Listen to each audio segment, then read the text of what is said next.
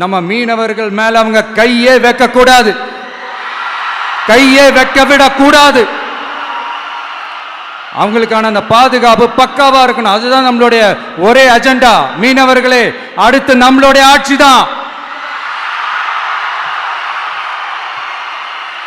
கவலைப்படாதீங்க, தைரியமா இருங்க. உங்களுக்கான பாதுகாப்பு பக்காவா இருக்கும். இப்படி இருக்கும்போது அடுத்ததும் நாங்க தான் அப்படின்னு சிஎம் சார் சொல்லுவாங்க. அதெல்லாம் நடக்கவே நடக்காது.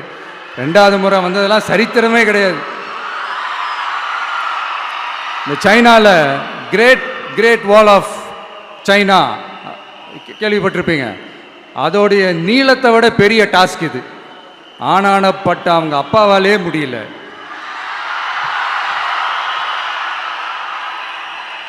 நான் முன்னாடியே சொன்ன மாதிரி உரிய இடத்துக்கு போய் சம்மந்தப்பட்டவங்களோட பேசி அதுக்கான சொல்யூஷன் என்னன்னு தெரிஞ்சுக்கிட்டா அதை எக்ஸிக்யூட் பண்ணுறது தான் ஒரு தெளிவான அரசியல். சும்மா ஆறுதல் சொல்கிறதெல்லாம் தெளிவான அரசியல்லாம் கிடையாது. அதெல்லாம் ஒரு ஹம்பக் அரசியல். அரசியலுக்கு வந்துட்டா கலெக்ஷன் பார்க்கலாம் அப்படின்றதெல்லாம் அரசியல் கிடையாது. உண்மையிலே மக்களுக்கான அந்த உழைப்பு இருக்கணும். அதனால தான் நாம் அரசியலுக்கு வந்திருக்கிறோம். இது எதிரிங்களுக்கு நல்லாவே தெரியும். அதனால தான் நம்மளை சுற்றி அத்தனை சதிகள். அதில் முக்கியமான சதி என்ன தெரியுமா?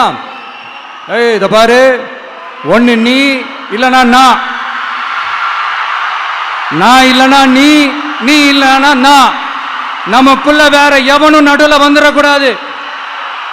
நாம 2 பேரால மட்டும்தான் மக்களை ஈஸியா ஏமாற்ற முடியும். இந்த விஜய் வந்ததுனால நமக்கு பொழப்பே போச்சு. மக்கள் வேற அவனை தான் நம்புறாங்க. நாம வெளியே அடிச்சுக்கிற மாதிரி அடிச்சுக்கிட்டாலும் உள்ள நம்மளுடைய டீலிங் பக்காவா இருக்கணும். மக்களோட ஃபீலிங்ஸை பத்திலாம் நமக்கு கவலை இல்லை. நமக்கு டீலிங் தான் முக்கியம்.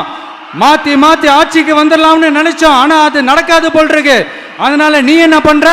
எஸ்ஓபின்னு போட்டு ஒரு பக்கம் அவனை தடுத்துரு, இன்னொரு பக்கம் அவன் மேல பழி போட்டு நானும் தடுத்துறேன். என்ன ஓகேவா?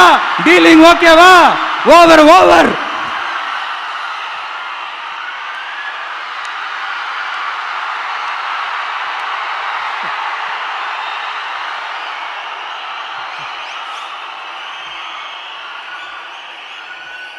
இல்லைங்க, உண்மையிலேயே சிரிக்கிறதா என்ன பண்ணுறதுன்னு எனக்கு தெரியல.